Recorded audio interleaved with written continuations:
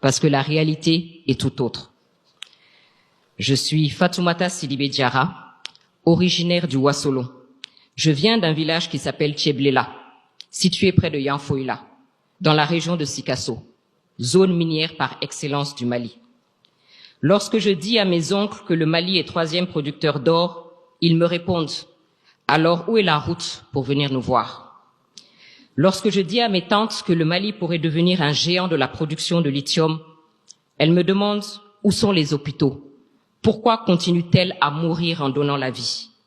Lorsqu'enfin, j'apprends à mes neveux et nièces que notre pays regorge de plusieurs bassins de pétrole et de gaz encore inexplorés, ils me demandent où sont les écoles, où sont les universités.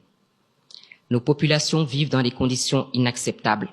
Les infrastructures sont inexistantes. Ni l'accès minimum à la santé, ni l'accès minimum à l'éducation ne sont assurés. Nous sommes tout simplement spectateurs de l'exploitation de nos propres richesses, de nos biens, de notre propriété. Nous sommes spectateurs dans l'attente des retombées fiscales. Nous sommes spectateurs dans l'attente de la contribution de ce secteur au produit intérieur brut. Nous sommes spectateurs dans l'attente de l'annonce des quantités exploitées par les sociétés minières.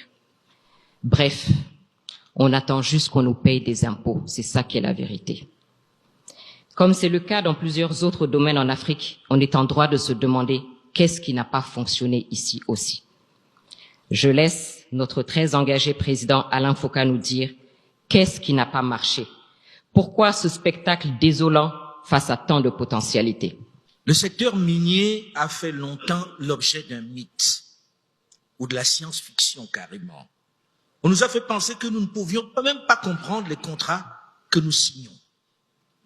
Nous avons laissé les autres faire. Après l'indépendance, nos chefs ont été utilisés pour signer des contrats léonins.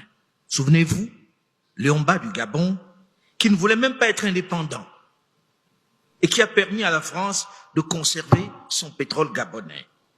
Un comble. C'est un peu comme si vous aviez une poule à la maison et vous savez qu'elle pond des œufs, mais vous êtes incapable de dire combien d'œufs elle pond chaque jour. Et on vous interdit même de venir regarder. C'est l'autre qui doit prélever vos œufs, vous faire des omelettes et vous les vendre à nouveau. C'est ça le schéma.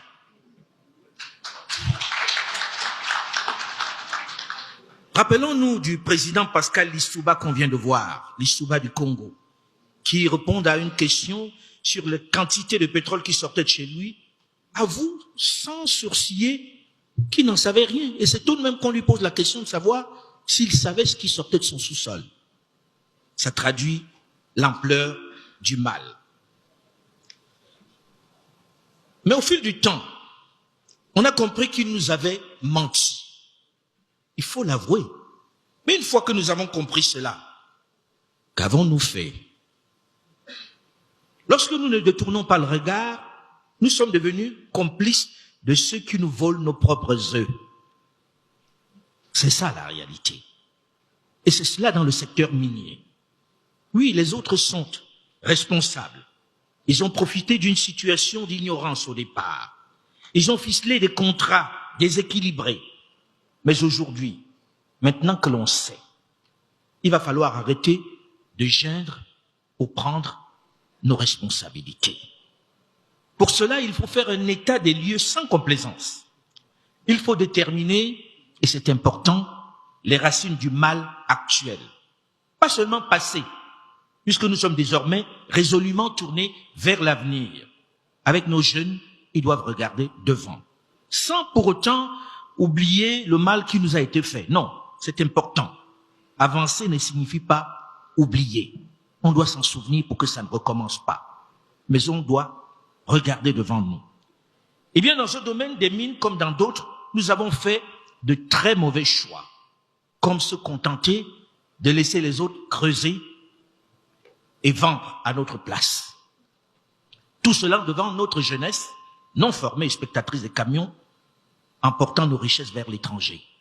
Ma femme est du Niger, et quand je vais dans le nord du Niger, je vois ces camions qui emportent l'uranium du Niger devant des jeunes qui ont choisi finalement de rejoindre des groupes djihadistes Et je mesure l'ampleur de notre responsabilité. C'est le moment de faire qu'il n'assiste plus à ce spectacle déshonorant qui les pousse à se dire, est-ce qu'on doit encore croire à ceux qui sont aux affaires? Il en